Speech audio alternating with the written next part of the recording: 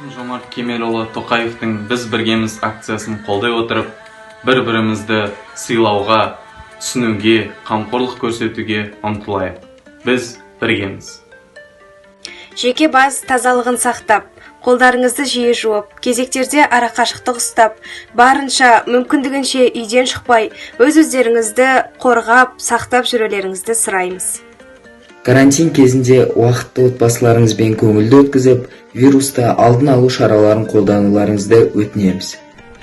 Өзіңізді және өзгелерді құрметтеңіз. Өз денсаулығыңыз өзіңіздің қолыңызда. Адамзат баласының қол жеткізген ұлы игіліктерінің бірі білім қазынасы. Кітап оқудан тыйылсақ, ой ойлаудан да тыйылар едік. Наданмен қас болғанша кітаппен дос бол.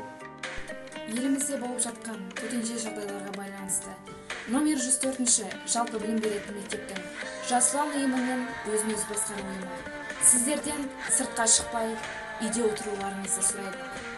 Президентіміз Қасым-Жомарт Кемелұлы Тоқаевтың «Біз біргеміз» акциясын қолдай отырып, осы челленджді Әуезов ауданының барлық мектептеріне жолдаймыз.